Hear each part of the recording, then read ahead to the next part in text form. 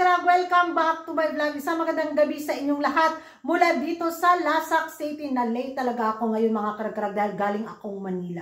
Nagbaktas ko paingon diri sa Lasak City dahil sa katatapos nga lang ng final screening ng Binibining Pilipinas 2024 at isa ako sa napasama bilang pambato ng Menopausal Province. Charot lang.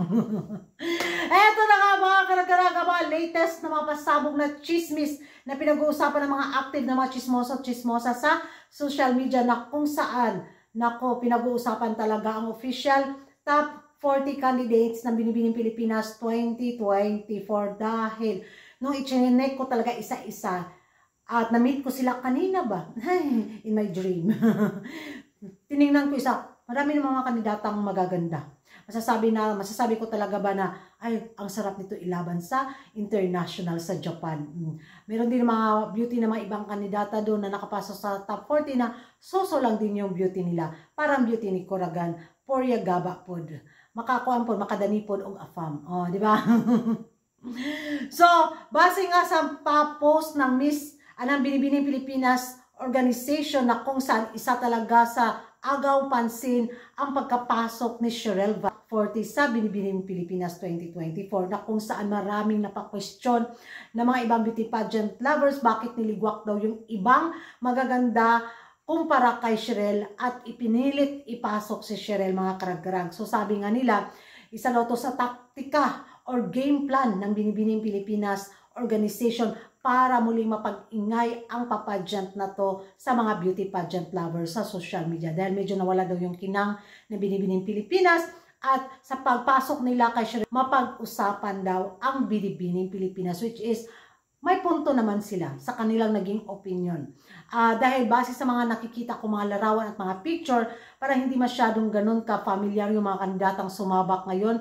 May kilala lang ako ng kandidata, yung Tricia Martinez, di ba? Si doktora yun, no? Doktora ba yun? Parang hindi ako nagkakamali mga karag-karaga, parang familiar sa akin yung pangalan niya. At yung isa na nakalimutan ko yung pangalan niya na minsan din siyang sumabak sa Miss Universe Philippines. Anong taon ba yun? I-check ko ulit. So, sa pagkapasok nga ni Cherelle, pinutakti man siya ng mga ibang beauty pageant lovers na kesyo hindi siya maganda at hindi siya pang beauty queen yung beauty, which is, aminin man natin sa hindi naman talaga ganun kapalo yung beauty ni Cherelle. Ibang kandidata na masasabi natin, ay, ang ganda talaga, di ba? Pang beauty queen talaga yung beauty. Pero, ika nga nila, lahat ng mga pangarap natin ay valid. At happy rin ako mga karag-karag na natupad yung pangarap ni Cherelle sa official candidates ng Binibining Pilipinas 2024 sa taon na to. Alam natin yung naging istorya ng buhay niya, yung talaga yung pangarap niya na maging isang beauty queen at marami na rin siyang papageant na sinalihan, which is, yun nga, isa ito sa lalong nag-boast sa kanyang confidence na kayang-kaya niya kahit sa kabila ng mga bashing na natanggap niya. Well, eto na. Napatunayan ni Cherelle come true. Diba? So may pag-asa pa si Coragan.